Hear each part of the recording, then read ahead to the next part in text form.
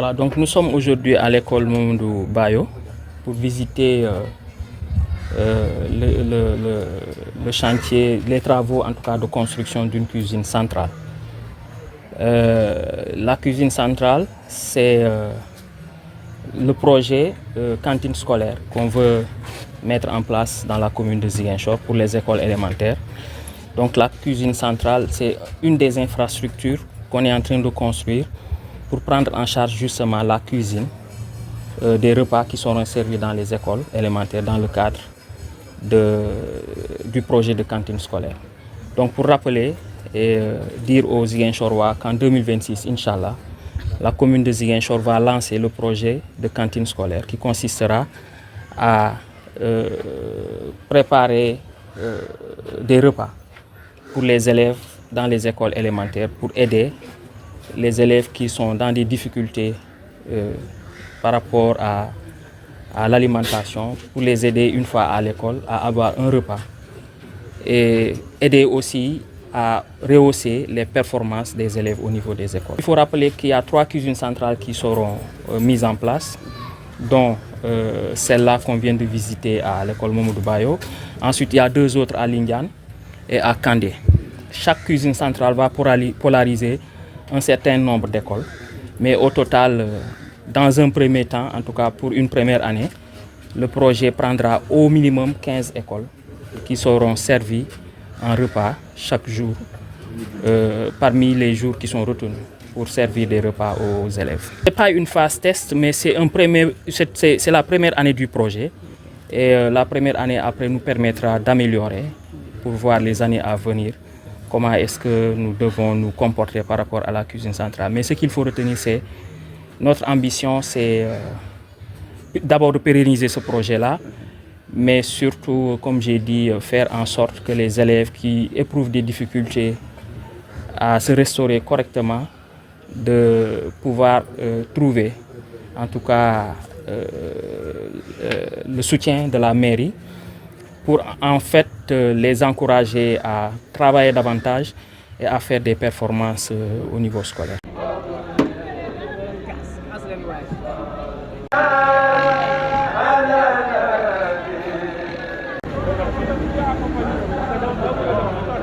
Nous sommes aujourd'hui au niveau du marché Mariama Diédhiou, communément appelé marché Ngelaw de Grand Dakar, pour voir l'état d'avancement des travaux de la réhabilitation du marché Mariama Diédhiou.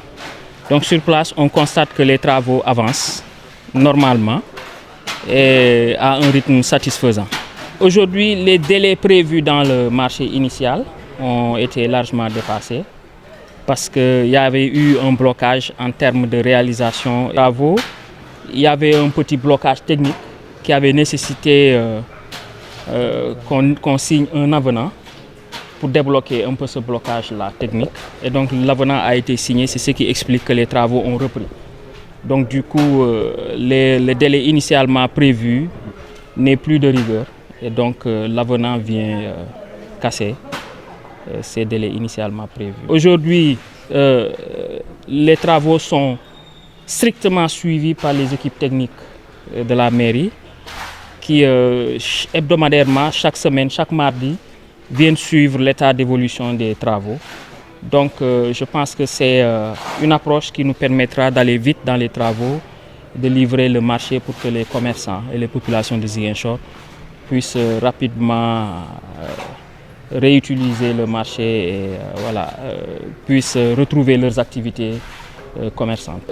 Ce qu'on a décidé de faire, c'est de mettre des caméras de surveillance dans tous les marchés de Ziguinchor pour surveiller l'intérieur, l'occupation des espaces dans les marchés, des espaces conviviaux où commerçants et clients, en tout cas commerçants et usagers, pourront tranquillement, dans des conditions meilleures, vaquer à leurs occupations. Du coup, on va mettre des caméras de surveillance ici, au marché Mariama Diédhiou, au marché Tilène, au marché Koboda et peut-être au marché Boucotte. Mais dans un premier temps, le marché Boucotte, on va un peu temporiser, histoire de voir s'il sera réhabilité quand tous ces marchés en réfection seront réoccupés.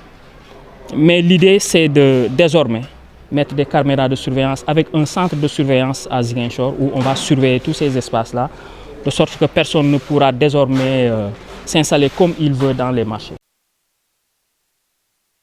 Nous sommes aujourd'hui au poste de santé de Diabir pour visiter le bâtiment, le logement en construction pour servir de logement à la sage-femme. Comme je l'ai toujours expliqué, les sages-femmes et les infirmiers ont besoin de loger sur place au niveau du poste de santé parce qu'elles doivent prendre en charge les femmes qui accouchent la nuit. Et donc c'est important qu'elles logent sur place pour prendre en charge ces femmes-là justement parce qu'il y en a beaucoup qui accouchent la nuit. Donc aujourd'hui on est venu en visite pour visiter le logement justement qu'on a fini de construire pour que la sage-femme puisse l'occuper et prendre en charge les accouchements de nuit. Donc comme j'ai dit, les travaux sont terminés.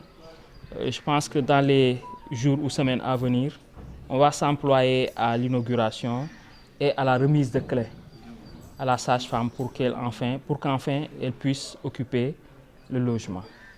Ensuite, à côté, il y a la maternité qu'on a construite et qui est fonctionnelle depuis l'année passée.